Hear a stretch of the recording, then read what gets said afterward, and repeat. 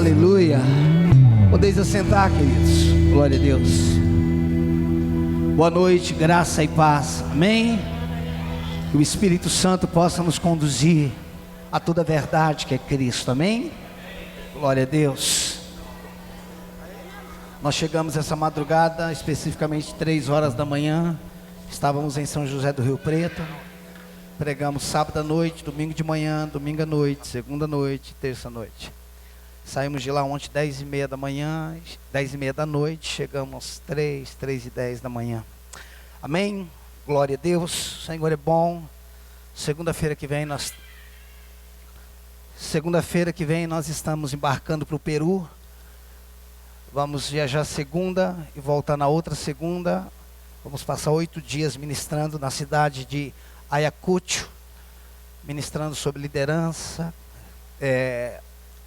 a nossa identidade em Cristo.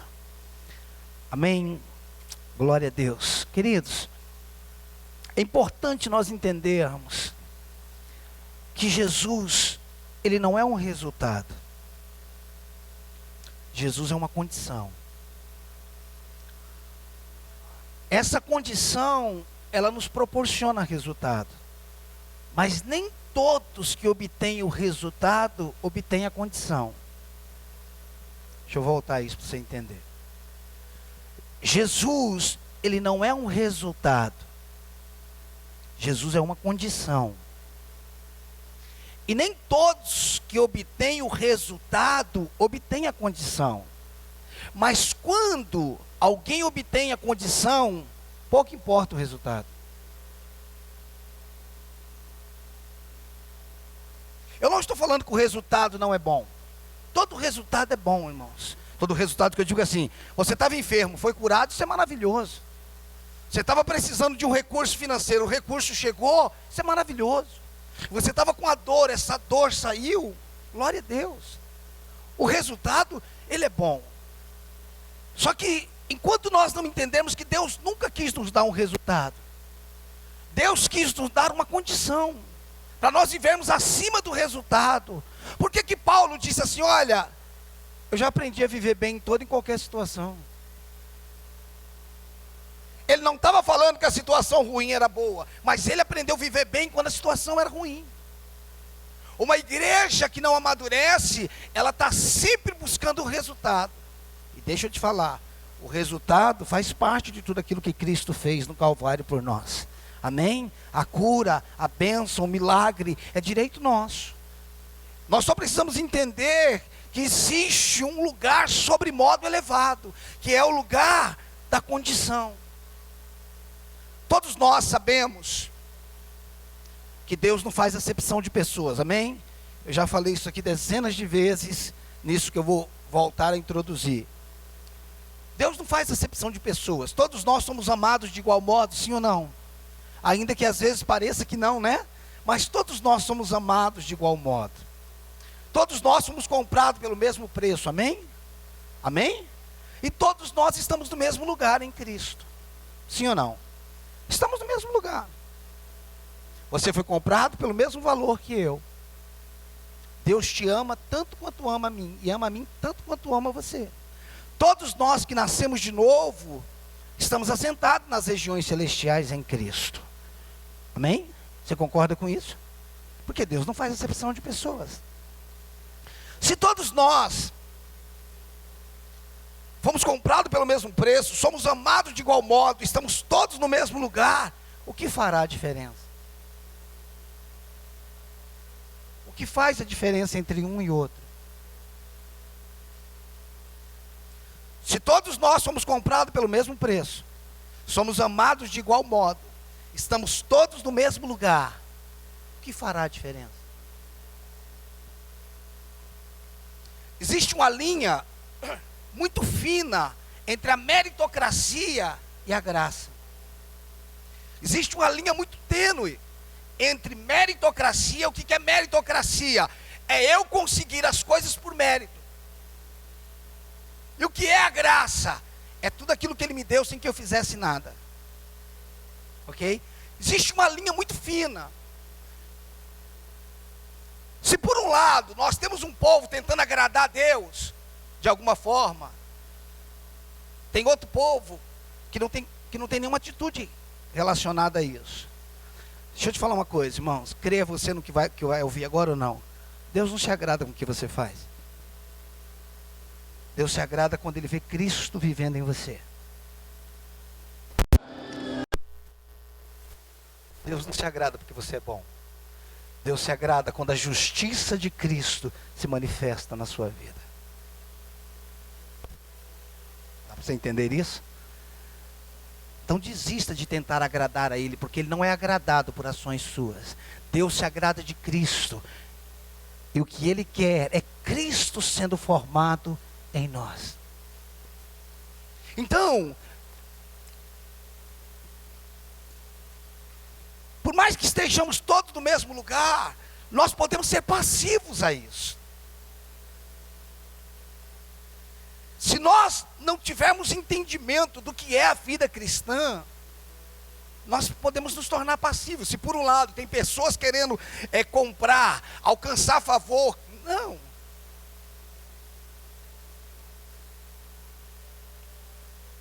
Irmãos, o que vai fazer a diferença não é o quanto Ele te ama, é o quanto você ama Ele. Obrigado que alguém disse amém.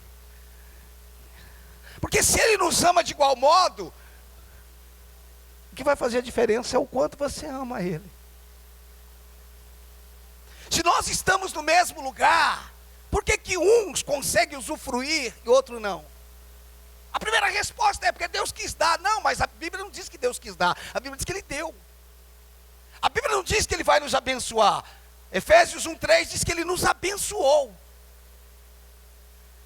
Então eu não preciso ficar esperando Ele fazer. Eu preciso me apropriar do que Ele fez. Então se Ele abençoou a mim e a você, onde é que está a diferença? A diferença não está no que Ele nos deu. Eu não estou falando de ministério, tá? Ministério você nasce com Ele, tá bom? Eu não estou falando de ministério. Estou falando de condição em Cristo, ok? Não estou falando de ministério. Você não vai se tornar ministerialmente o que você quer. Nem eu, nem ninguém. Eu estou falando de uma condição. Se todos nós estamos no mesmo lugar, por que uns têm mais, outros têm menos? Porque não basta estar no lugar. É necessário explorar aquele lugar.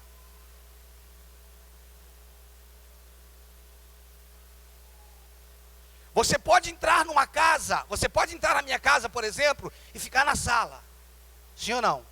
Mas você pode andar em toda a minha casa, conhecer o quarto da Esther, a outra sala, a minha área lá em cima onde eu fico. Isso, você pode conhecer o meu escritório, você pode conhecer meu quarto. Isso fala do quê? Que você explorou a minha casa.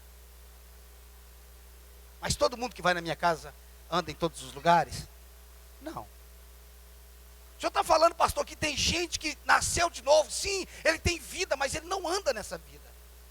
Se vivemos no Espírito, andemos no Espírito. O que eu quero te dizer é que quando Jesus veio, e que Ele morreu na cruz do Calvário, subiu ao Pai, Ele nos deixou um ajudador, Ele nos deixou o Consolador, Ele nos deixou o nosso Paracleto. Sabe por que Ele te deixou isso, Carlinhos? Porque Ele sabia que você não daria conta. Então Ele está dizendo, eu sei que você, por você, não consegue. Então eu estou mandando alguém, não que vai ficar fora de você, mas que vai viver dentro de você.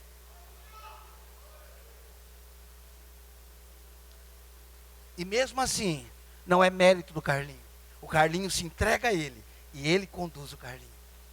Por quê? Porque todos que são filhos, são guiados pelo Espírito. O Espírito testifica com o meu Espírito que eu sou filho de Deus.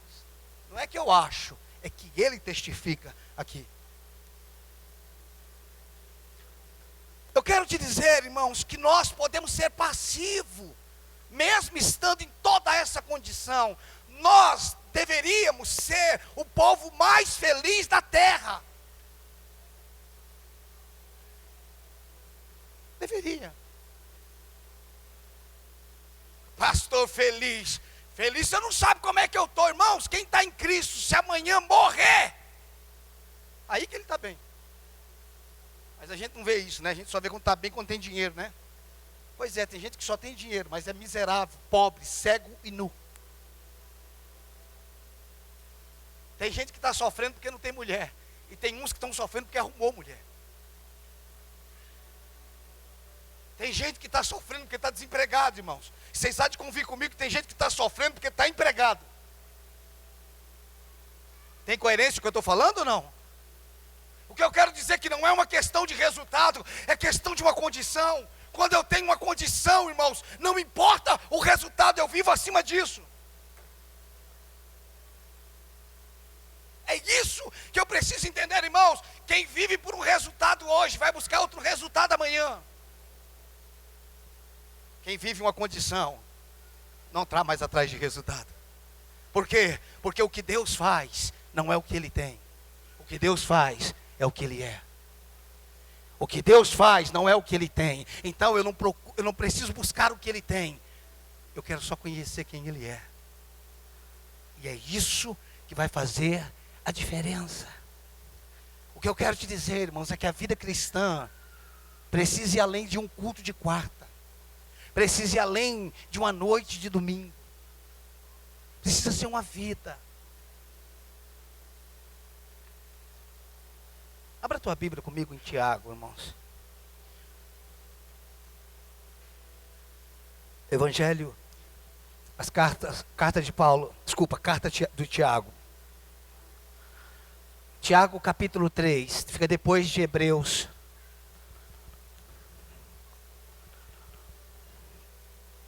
Tiago capítulo 3.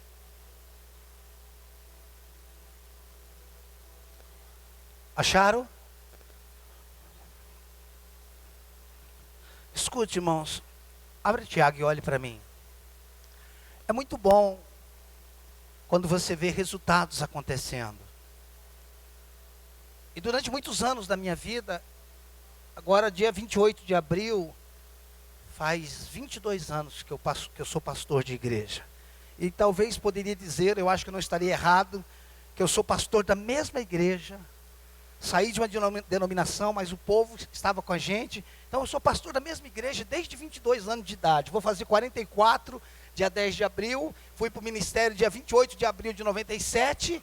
Estava com 2 anos de casado, vou fazer 24 anos de casado e 22 de ministério. Gente, as crianças, alguém precisa olhar as crianças. Senão a gente não consegue. Ok? A normalidade da criança falar, beleza, mas aí tem que ter... então eu faço dia 3 de junho, eu faço 24 anos de casado, mas dia 28 de abril eu faço 22 anos de ministério. E durante muito tempo da minha vida, eu vivi em busca de um resultado. Mas, quando você começa a amadurecer, você entende que não é um resultado, porque o resultado ele pode ser enganoso. Se você entrar ali em Alphaville, talvez nos residenciais, e o Marcelo sabe melhor que eu, você só vai encontrar, ou na maioria das vezes, só casa bonita. Ela pode estar acabada, mas ela tem muito valor. Pelo menos muito mais valor do que qualquer uma nossa aqui na cidade. Ela está no condomínio. Você passa numa casa bonita, irmãos. Significa que quem está lá dentro é rico? Significa que quem está lá dentro está bem? Significa não? Não. Preste atenção, irmãos. Olhe para mim. Uma roupa pode adornar você, mas a roupa não é você.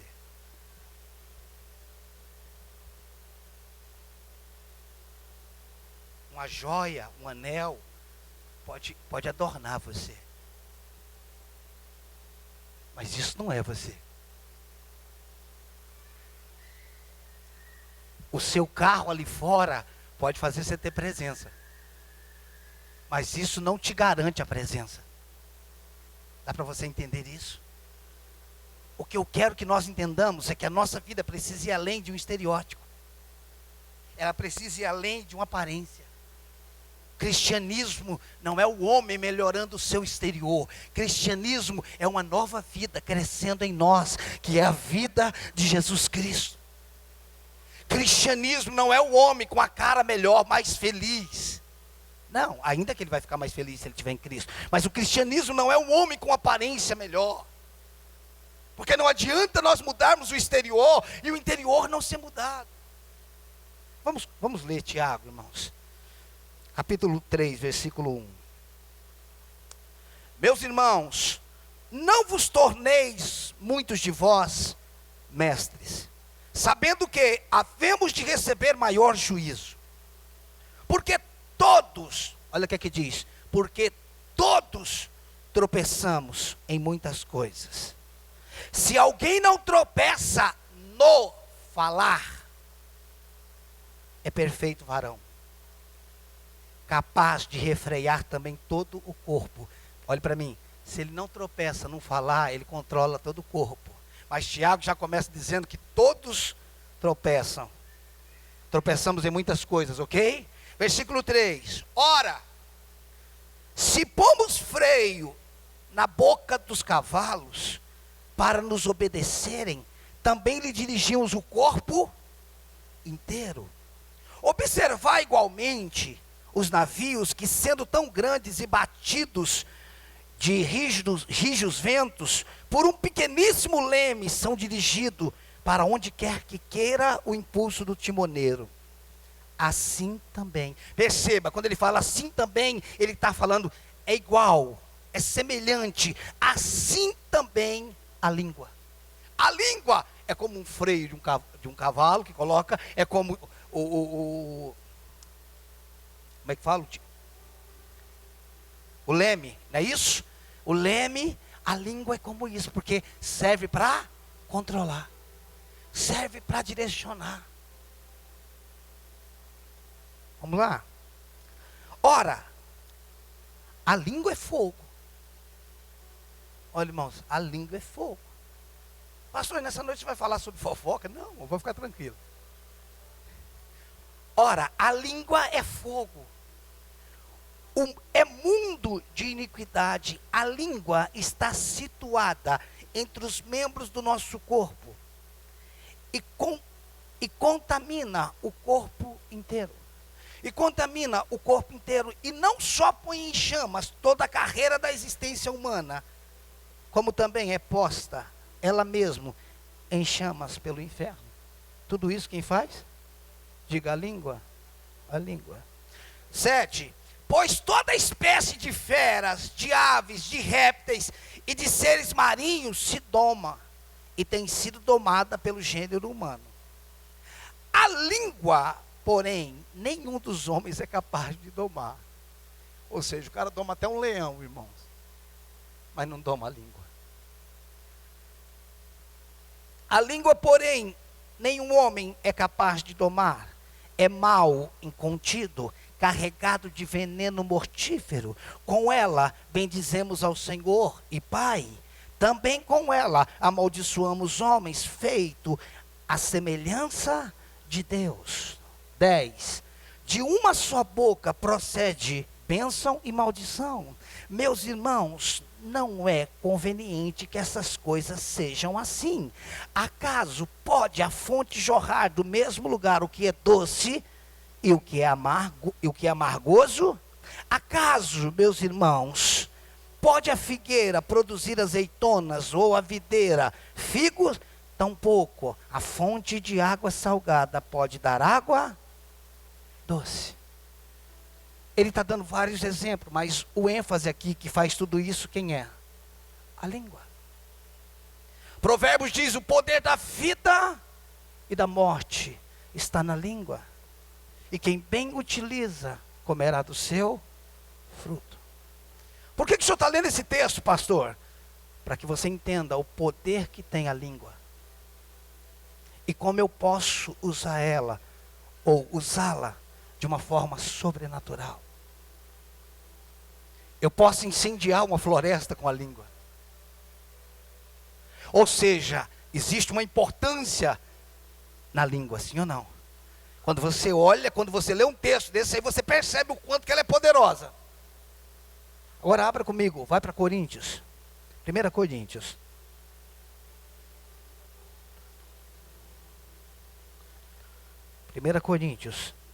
Capítulo 14.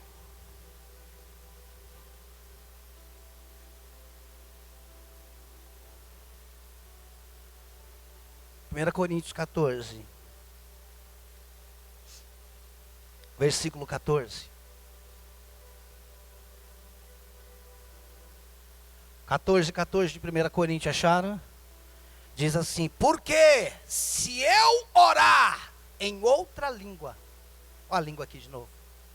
Se eu orar em outra língua, o meu espírito ora de fato, mas a minha mente fica infrutífera.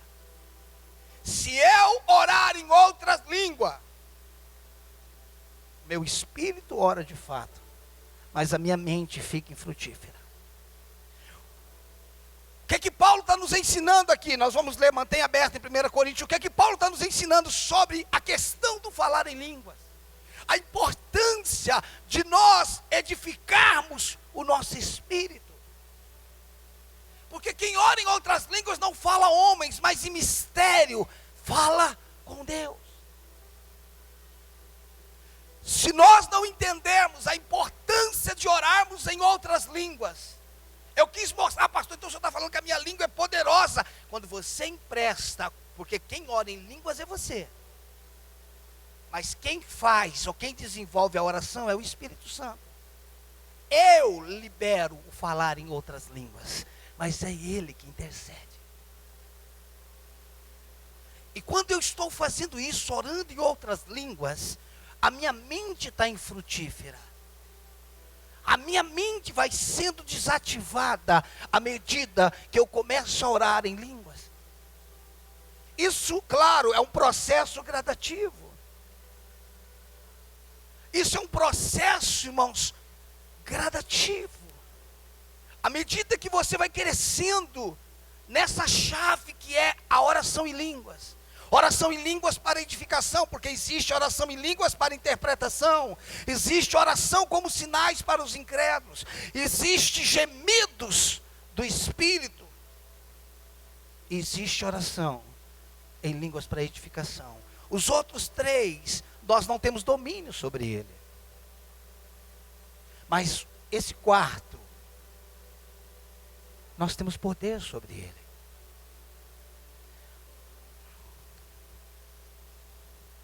Olha o versículo 18 do capítulo 14. Paulo está dizendo. Versículo 18 do capítulo 14, o que é que diz? Olha, dou graças a Deus, porque falo em outras línguas mais do que todos vós. Você acha que Paulo estava falando isso para competição? É que Paulo precisava disso? Era uma competição? Não.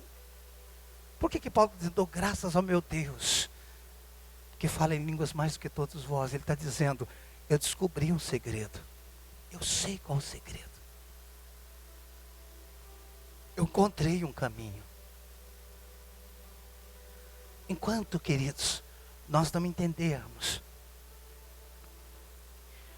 que por mais que nós temos um espírito recriado, nós precisamos ser libertos da nossa mentalidade.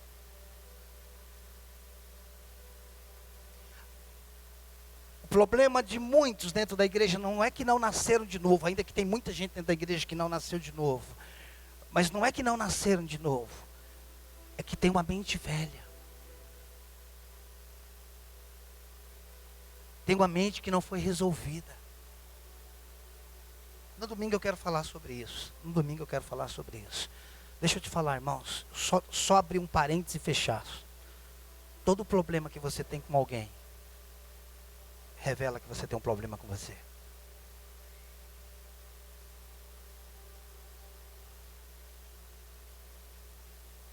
Mas isso nós vamos falar no domingo. Quando nós investimos tempo para edificar o nosso espírito, porque durante muitos anos da nossa vida, a nossa alma esteve no governo, ela esteve no controle. Nós fazíamos o que tinha vontade. A Bíblia chama a pessoas que andam segundo a sua vontade, segundo o seu querer, chama de pessoas carnais. E ela não está falando isso para pessoas que não nasceram de novo. Ela está chamando de carnais aqueles que nasceram de novo. Escute, irmãos, Paulo diz: eu orarei no Espírito e também orarei no entendimento. Eu cantarei no Espírito e também cantarei no entendimento. Ele não descredibiliza, ele não cancela, ele não anula a questão do orar no entendimento e nem de cantar no entendimento. O que Paulo está dizendo: eu cantarei no entendimento, mas eu também cantarei no Espírito. Uma mente natural tem dificuldade de se entregar à oração em línguas. Por quê? Primeiro, ele não sabe o que está falando. E por ele não saber o que está falando, ele acha que não é inteligente. Por ele não saber o que ele está orando, porque a gente acha que inteligente é quem sabe o que está falando. A gente acha que inteligente é quem sabe o que está fazendo.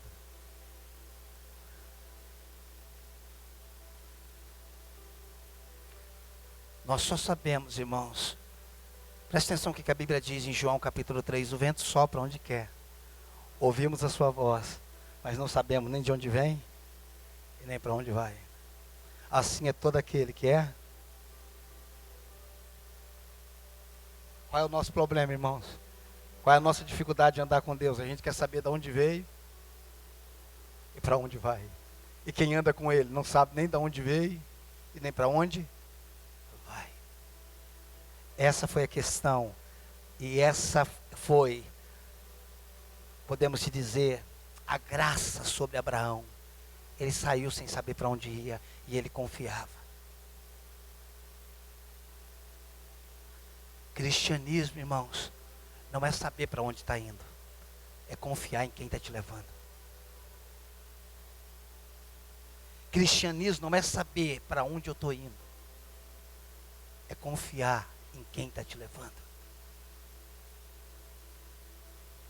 Então, cristianismo não é inteligência. Inteligência é filosofia. O senhor está falando que cristianismo é para gente indouto, para gente ignorante? Não, cristianismo é para as pessoas espirituais. E a verdadeira espiritualidade não é o homem buscando as coisas do Espírito, é a vida de Deus trazendo vida ao espírito do homem que estava morto.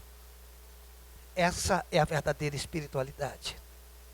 Eu quero que você entenda nessa noite, em nome de Jesus, que tudo que você precisa para viver, para correr sua carreira, foi depositado dentro de você.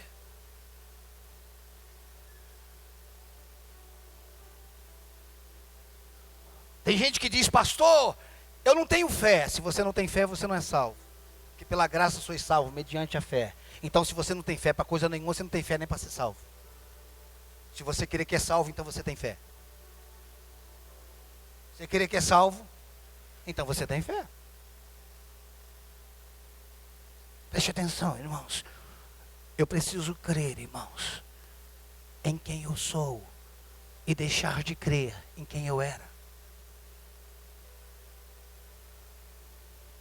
Eu preciso, irmãos, começar a crer em quem eu sou, em Cristo Jesus, e deixar de crer em quem eu era. Eu preciso, irmãos, abandonar o meu passado e começar a sonhar com o meu futuro. Porque um homem espiritual que nasceu de novo, ele não vive no ontem, ele sempre vive no amanhã. Da onde o senhor tirou isso? Da Apocalipse. João foi lá e viu as coisas que aconteceriam. Você está entendendo? Quando nós, irmãos, não entendermos que não é uma oração para agradar a Deus, não é um culto para agradar a Deus, orar, vir para o culto, isso faz parte, mas a ideia é eu viver num caminho. É viver num caminho que não é uma estrada, é uma pessoa. A ideia é eu passar por uma porta, que não é uma porta, é Jesus. Você está entendendo? A ideia é ter vida, mas não é uma vida minha melhorada, é a vida dele, porque não mais vivo eu, mas Cristo vive em mim, e a vida que eu vivia na carne, agora eu vivo pela fé no Filho de Deus. Escute, eu preciso, irmãos, eu passei toda a minha vida, e você com toda certeza passou toda a sua vida investindo no que é intelectual, e tem o seu lugar. Você passou a sua vida inteira descobrindo o que fazer, o que não fazer, o que você quer, o que você não quer. Um dia, Jesus falou para Pedro: Pedro, quando tu era mais novo, você fazia o que queria. Quando você ficar mais velho, alguém vai pegar você pelas mãos e vai levar você para onde você não quer. Você está vendo? Que viver no Espírito não é viver por um resultado, é viver por um propósito. Porque de nada adianta um lugar bom, se aquele não era a vontade de Deus para mim. De nada adianta eu ter o que Deus não tinha para mim. Tem gente sofrendo porque lutou para ter o que Deus não tinha. Amém? Vocês estão entendendo isso? Pastor, eu lutei, Deus me deu. Ok, Deus te deu. Escute, irmão, a bênção não revela o propósito. A bênção revela a misericórdia. Também. A bênção nem sempre revela o propósito. A bênção revela a misericórdia. Deus, através da oração de Abraão, abençoou Ismael. Mas a promessa era para Isaac. A ilusão é quando nós achamos, por isso que eu comecei falando sobre o resultado. A ilusão é quando nós achamos que somos o que somos pelo resultado que estamos tendo. Jesus não se limita a um resultado, Jesus é uma condição. O milagre, o resultado precisa apontar para alguém maior. Quem é maior do que o milagre? Quem fez o milagre. E quem fez o milagre é Jesus Cristo. Então, irmãos, eu louvo pelo milagre, mas o milagre me impulsionou a conhecer quem fez o milagre. E quando nós não entendemos acerca, irmãos, de uma condição, nós não queremos conhecer quem fez o milagre. Nós só queremos desfrutar do milagre. E muita gente está dentro da igreja assim. Os rádios estão dizendo assim: olha, vai lá. Nosso culto é tal, você vai mudar de vida, você vai ser feliz. Eu não estou dizendo que você não foi criado para ser feliz. Agora nós precisamos discernir o que é felicidade.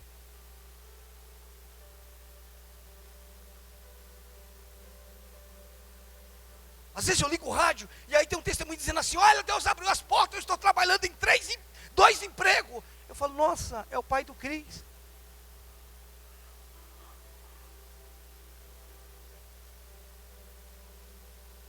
Você está vendo, irmãos, como é que é relativo?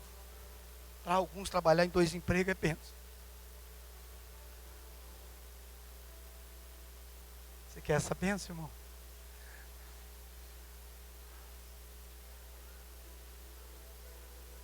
O que poderia ser bênção, irmão? Você trabalhar só 6 horas e ganhar mais do que o valor dos 2 empregos.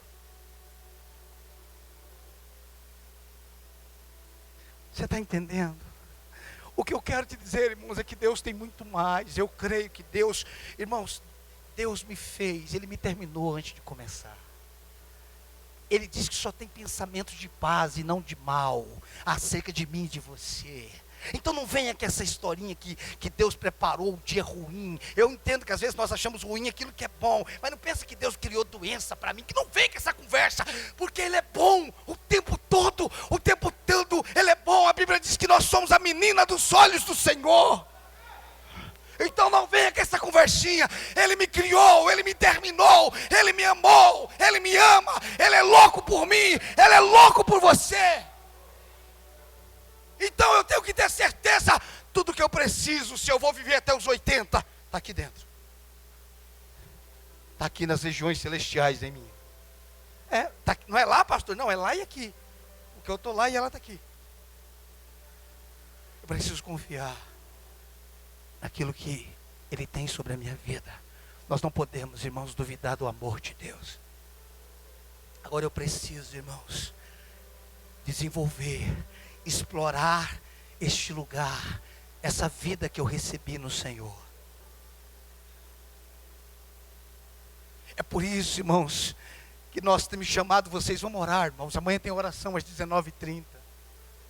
Sabe, não, o pastor quer a gente orando, por quê? Deve ser para mim mostrar para os outros que vocês oram. A gente vem orar, o pastor fala para todo mundo que a gente ora.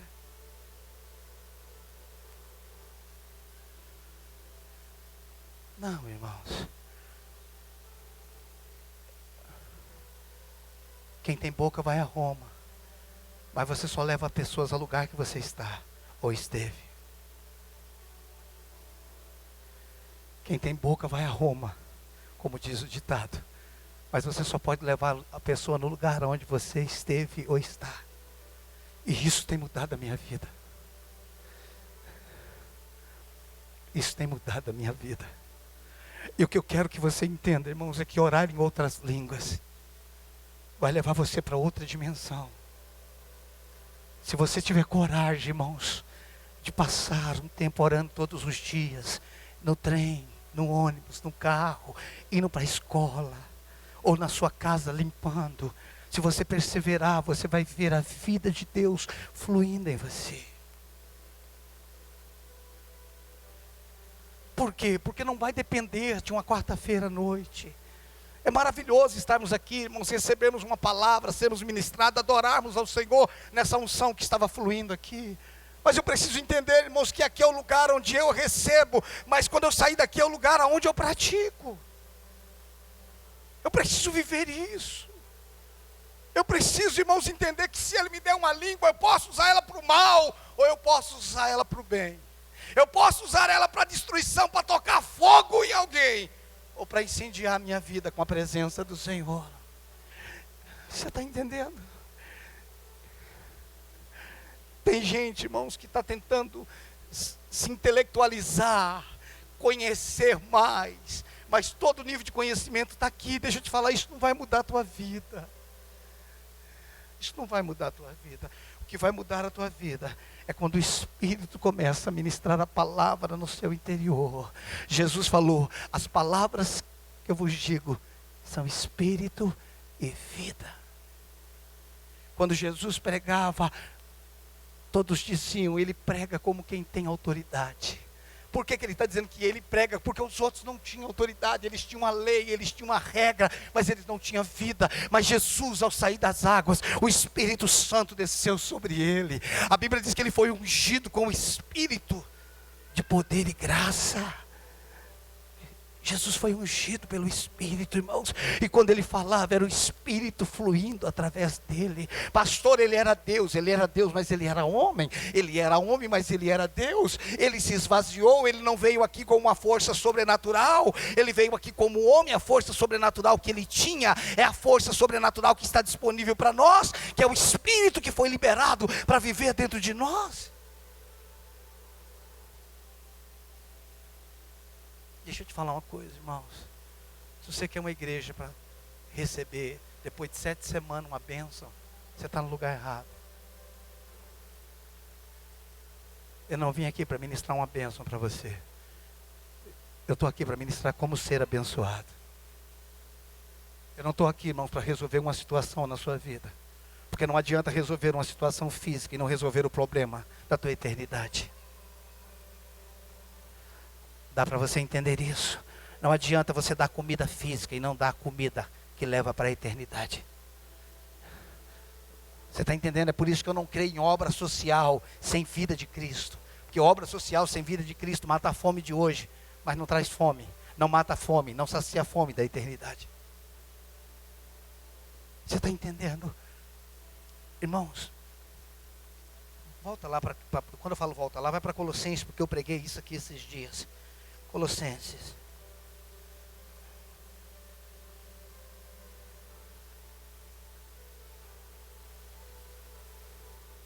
Colossenses capítulo 3.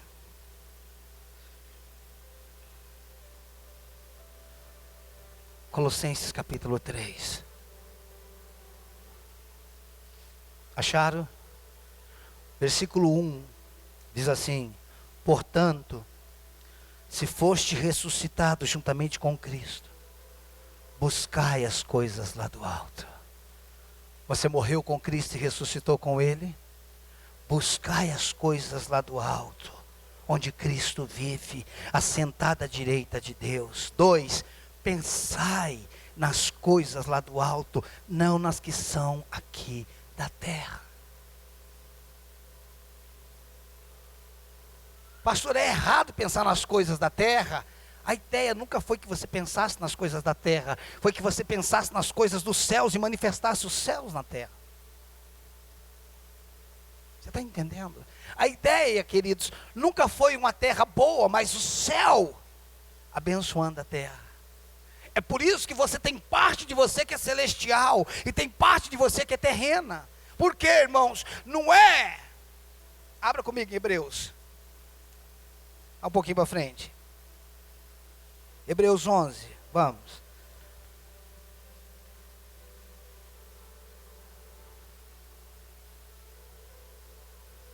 Hebreus 11, versículo 3.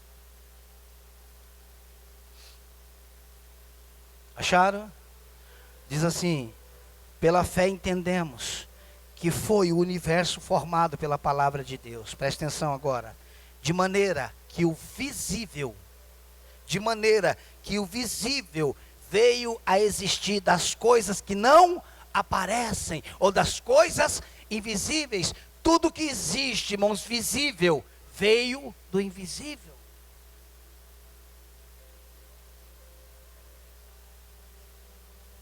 Não é o físico que move o espiritual, é o espiritual que move o físico.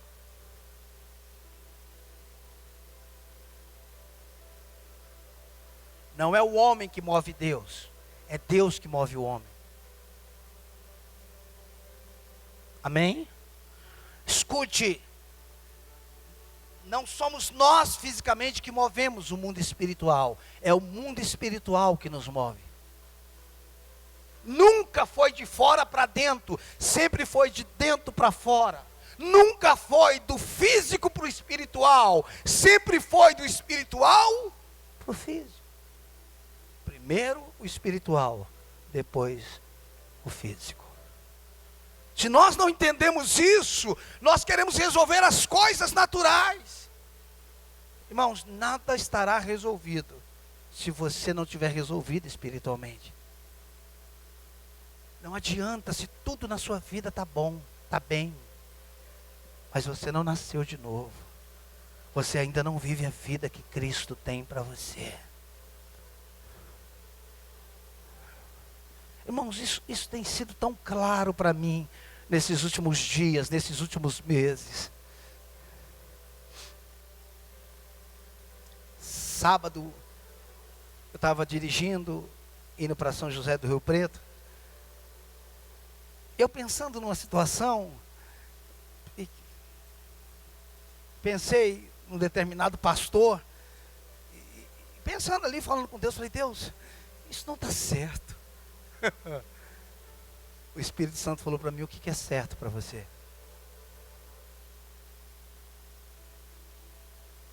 E eu fiquei quieto para me ver o que vinha depois.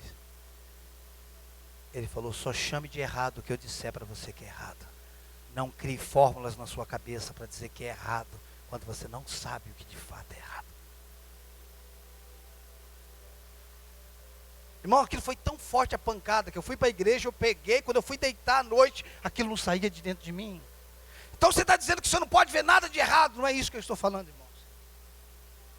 Eu estou dizendo que às vezes a gente gera conceito, está certo, está errado, está certo, está errado. Não era isso que os fariseus diziam? Eles comem sem lavar as mãos. O que ele estava falando? O que eles tinham aprendido dizia que aquilo ali era errado. Às vezes, irmãos, o certo e o errado para nós é apenas, irmãos, uma coisa da nossa cabeça.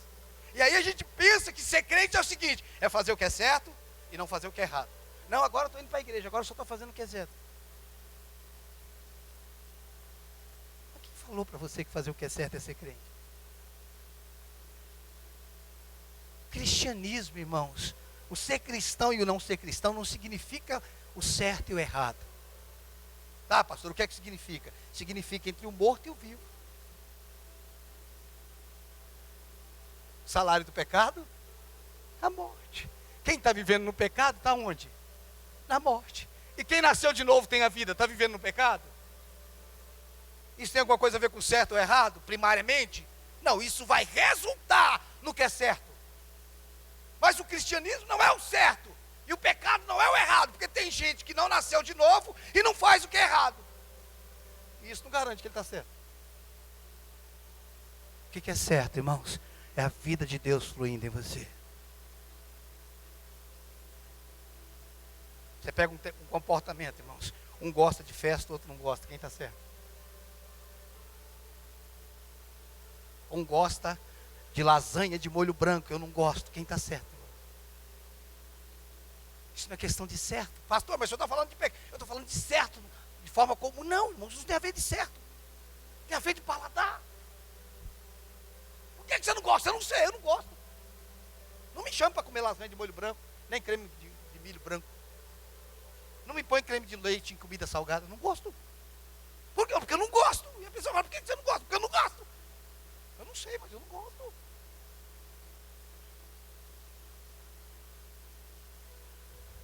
O seu paladar não aceita algumas coisas. Com exceção do Cleiton. Não conheço ninguém, irmãos, que não coma tudo. Brincadeira, Cleiton. Irmãos, você não gostar de uma comida errada é pecado? Tá, pastor, o que isso tem a ver? Chega uma hora que não é questão de certo e errado. É questão de paladar.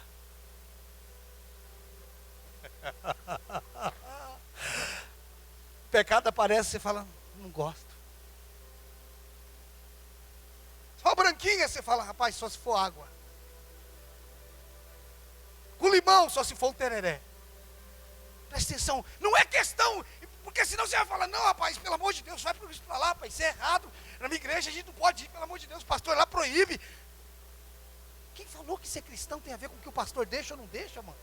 Ele nem está com você 24 horas. É questão de paladar. Eu nasci de novo. Paulo disse, eu estou morto para o mundo. E o mundo está morto para mim. Acabou, acabou, acabou.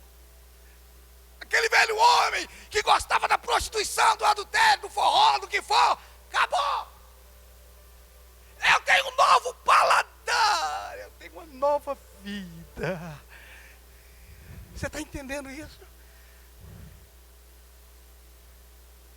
Pô, pastor, desse jeito parece tão simples. É, irmão, porque a religião é terrível. A religião deixa as pessoas feias, mal-humoradas. O cristianismo, irmãos, nos liberta. Você é livre. Nossa, pastor, hoje eu fiquei chateado porque eu não pude tomar uma com os amigos.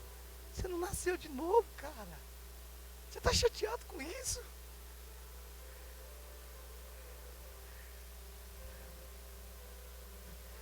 O cristianismo não foi quando Deus te colocou no caminho certinho e disse, faça tudo certo. O cristianismo foi quando Deus te colocou em Cristo, porque Ele fez o que é certo. Aí você vive nele que fez tudo certo. E Ele te conduz. Agora, quando você investe tempo nessa nova vida, se relacionando com a palavra de Deus, não por causa da religião, mas porque essa Bíblia tem a ver com você. Quando você investe tempo orando em outras línguas, porque você quer orar. Quando você decide entrar para o teu quarto e passar 1 hora, 2 horas, orando em outras línguas, edificando. A tua mente fica infrutífera, mas o teu espírito está orando de fato. Orando, a vida de Deus fluindo dentro de você. Tudo que está, abra em 1 Coríntios capítulo 2. Nós já vamos encerrar, irmãos.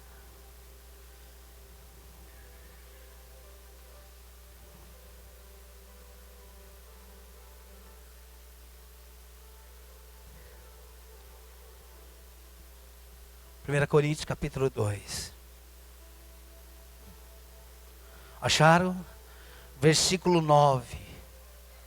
2:9 diz assim: mas como está escrito, nem olhos viram, nem ouvidos ouviram, nem jamais penetrou no coração humano o que Deus tem preparado para aqueles que o amam. Aí ele vai responder quem é que sabe disso. Versículo 10, mas Deus nolo revelou pelo Espírito, porque o Espírito a todas as coisas perscruta, até mesmo as profundezas de Deus. Porque qual dos homens sabe as coisas do homem, senão o seu próprio Espírito que nele está? Assim também as coisas de Deus, ninguém a conhece. Diga comigo, ninguém. Ninguém a conhece, senão o Espírito de Deus. Você está entendendo? As coisas de Deus, irmão, ninguém conhece. Só quem conhece é o Espírito de Deus. E quando você está orando em outras línguas, o Espírito de Deus, que conhece o coração de Deus e sabe quem você é em Deus, está trazendo para o teu espírito aquilo que você já é em Deus. Escute, você pode passar a sua vida inteira vivendo na alma, animado, desanimado, estou querendo, não estou querendo, estou afim, não estou afim. Você pode passar a sua vida inteira. E a igreja está assim de gente assim, ó. A igreja está assim de pessoas assim. Ou você pode investir tempo na sua vida com Deus e dizer: eu não vou viver mais no campo da emoção. Eu não vou viver mais no campo da vontade. Eu vou viver naquilo que Deus tem para mim. Eu não vou viver mais no dia que eu estiver bem e vou estar animado. Eu não vou voltar a cantar nunca mais. Quem tem Jesus gosta de cantar, vive sempre sorrindo, mesmo quando não dá, tropeça aqui ou cai acolá. Deus me livre, irmãos. Não. Nós somos como os montes de Sião. Nós somos como aqueles que não retrocedem. Porque nós somos bons, não, porque quem é bom vive em nós. Porque antes de Jesus mudar Pedro, ele fala: Simão, você é Simão, porque você é balançado para lá e para cá. Mas quando ele se estabelece dentro de você, ele diz: você não é mais Simão, você não é mais um caniço agitado pelo vento, você é Pedro. Porque eu não edifico a minha igreja, eu não uso você, se você... A questão não é o propósito que Deus tem sobre a tua vida, mas o quanto você está estabelecido dentro desse propósito em Deus. Ah, pastor, Deus tem um chamado muito grande na minha vida. Eu não quero saber o chamado que Ele tem, eu quero saber da resposta que você deu. Ah, irmãos, eu fico encantado com algumas profecias, quando diz assim: Deus falou comigo, pastor, de que escolheu eu desde o ventre da minha mãe. Eu falo: você e o resto do mundo.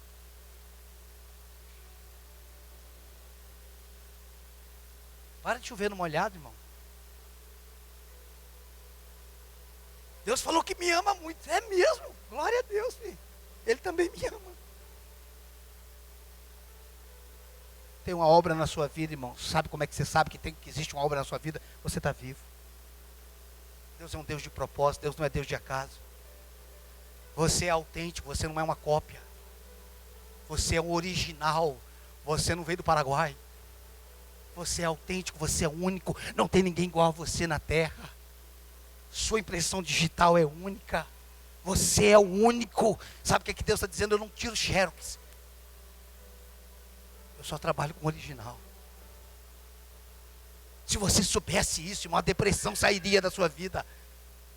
Porque não tem como você descobrir quem você é em Deus e ficar deprimido. Irmãos, quantas vezes... Os músicos podem vir, por favor, senão eu não vou terminar. Quantas vezes o pai falou para o filho: esse é o meu filho em quem eu tenho prazer, em quem me compraz. Falou lá no batismo, não foi? Falou lá no Monte da Transfiguração. Mas isso foi uma coisa que ele falou, que o pai falou porque ele estava empolgado, ou isso é uma coisa que o pai tem no filho? O que você acha? Ele falou porque ele estava empolgado, ou porque é isso que ele tem no filho? Você acha que ainda hoje o pai diz: esse é o meu filho em quem me comprazo, em relação a Jesus, sim ou não? Sim? E você está vivendo aonde hoje? Você está vivendo aonde hoje? Você e ele são quanto? Se Cristo diz assim hoje: este é o meu filho em quem me compraz acerca de Jesus, Ele está falando para quem?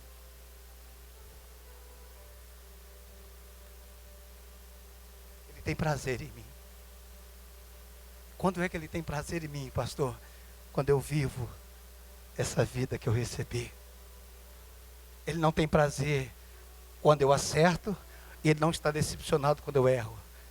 Ele não aceita os meus erros, irmãos. Ele não concorda, melhor dizendo, com os meus erros. Mas Ele não fica feliz quando eu acerto. Porque Ele não me fez para acertar. Ele me fez para ser. Ele não me fez para acertar. Ele me fez para ser. Mas só mais um versículo, tá bom? Efésios, capítulo 1. O irmão me disse essa semana, nessa viagem, que eu prego desde a hora que acordo até a hora que eu durmo.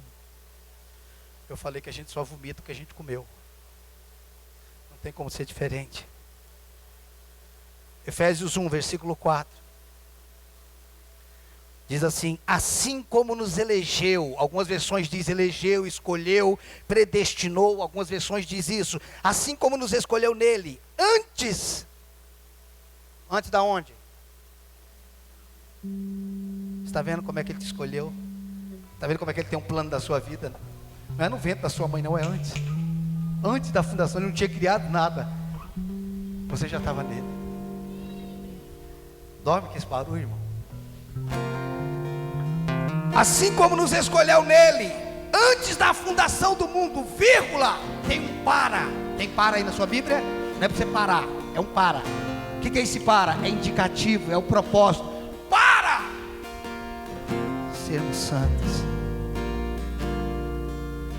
Santos e irrepreensível perante Ele, amor. Eu fui escolhido nele antes da fundação do mundo. Não é para ter atitude santa, é para ser. Você está entendendo? Então você não se preocupa com a atitude santa, não. Eu tenho que ser santo nele. A atitude se manifesta. Mas não adianta uma atitude que não tem, irmãos, natureza.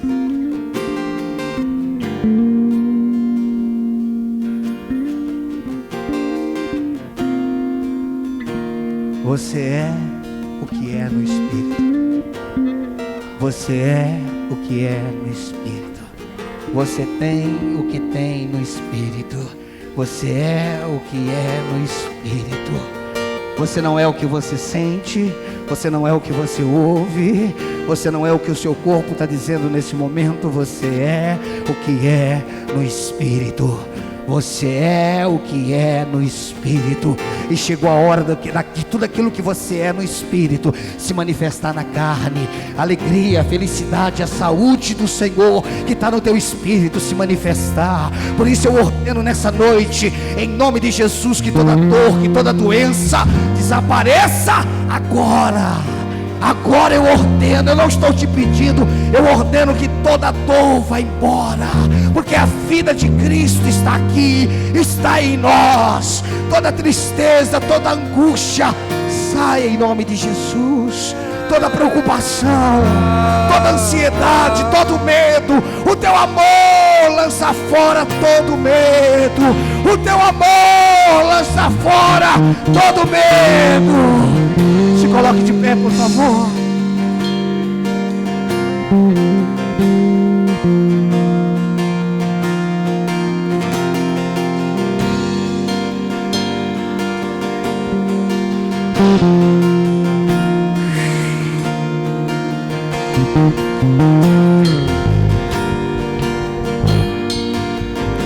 Feche teus olhos. Jesus, você pode orar em outras línguas se você quiser. Do meu coração, como eu amo os teus caminhos.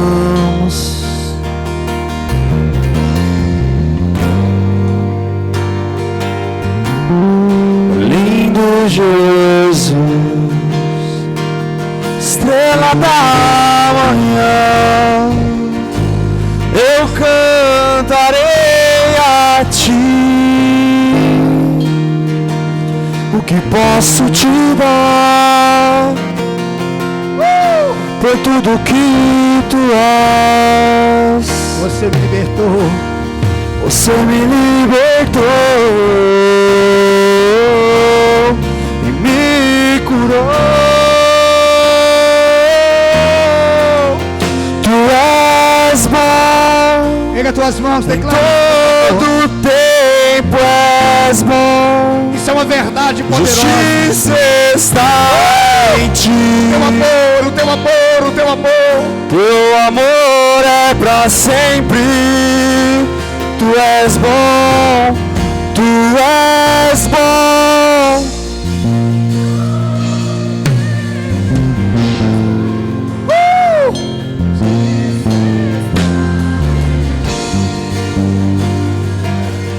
Teu amor é pra sempre.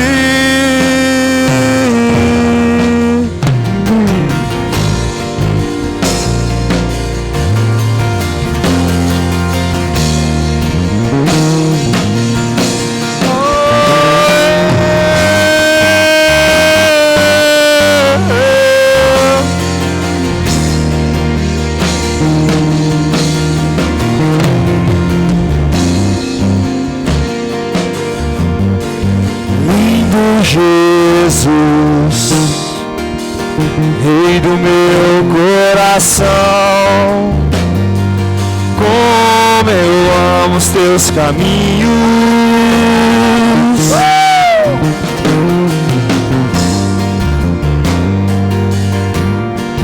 Lindo Jesus,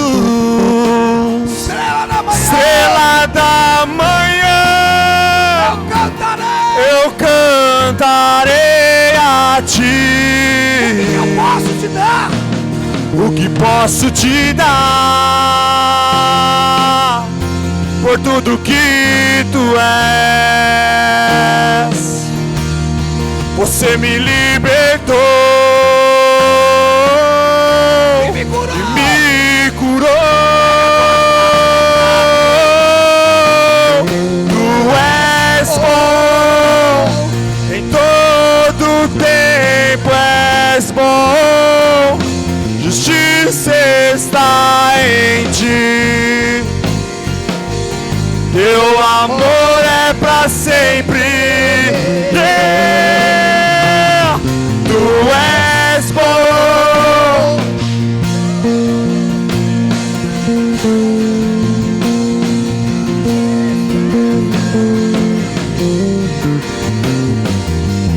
Teu amor é pra sempre. Tu és bom, tu és bom, em todo tempo és bom.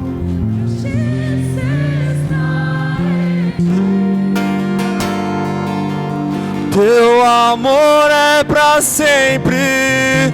Tu és bom, tu és bom. Em todo tempo justiça está.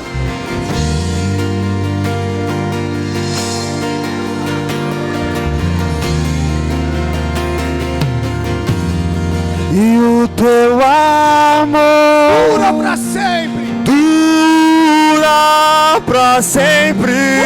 O teu amor. O teu amor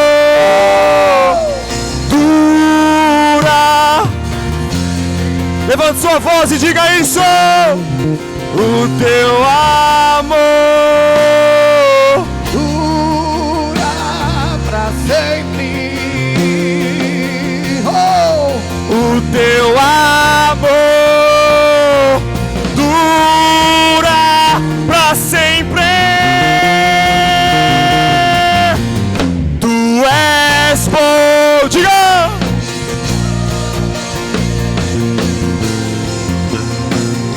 Justiça está em ti.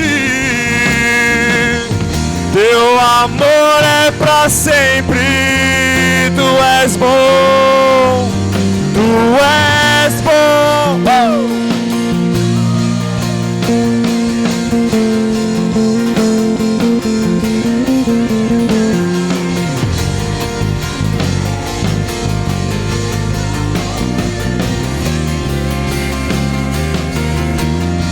E o seu amor, diga, dura pra sempre.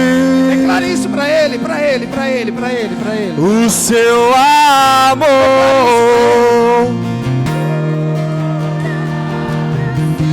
Os teus olhos fechados, olhando pros olhos dele. e o seu amor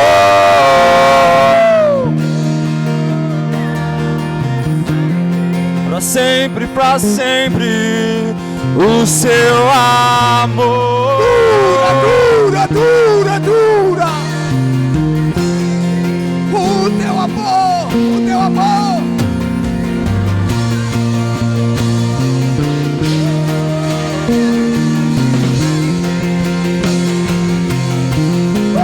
O seu amor dura para sempre.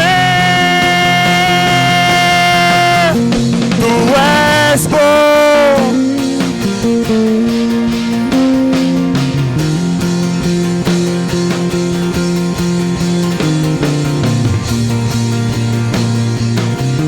Teu amor é para sempre. Tu és bom, tu és bom.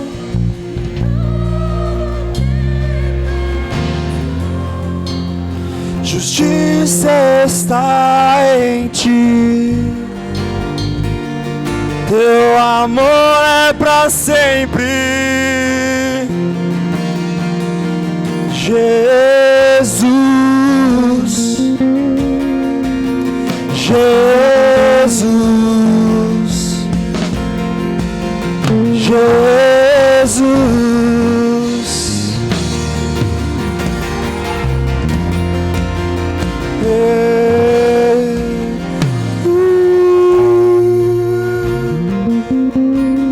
Escute, você que nasceu de novo, você porta uma vida dentro de você. Não é um sentimento que está aí dentro.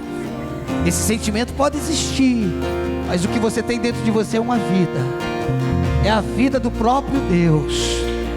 É a vida do Cristo ressurreto, que venceu a morte, que venceu o mundo, que venceu as maldições, que venceu toda a doença e pobreza, que venceu toda a ira, toda a cólera. Ele habita em você, Ele habita em você, Ele habita em você, Ele habita em você, Ele habita em você, Ele habita em você, Ele habita em você.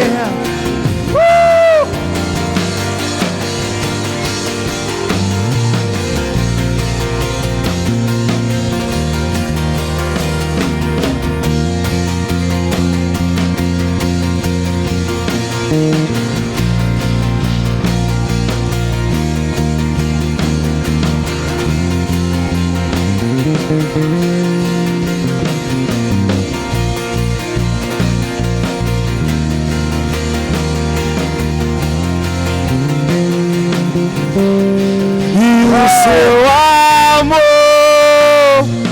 dura para sempre, e o seu amor dura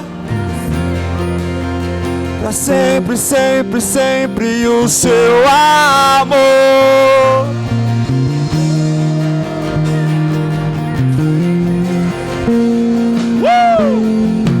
O seu amor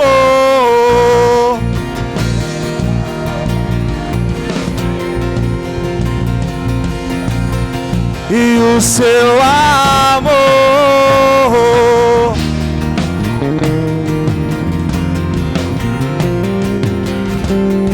e o seu amor dura para sempre. Tu és bom, em todo tempo és bom, justiça está em ti, teu amor é para sempre. Aplauda o Senhor, renda louvores a Ele.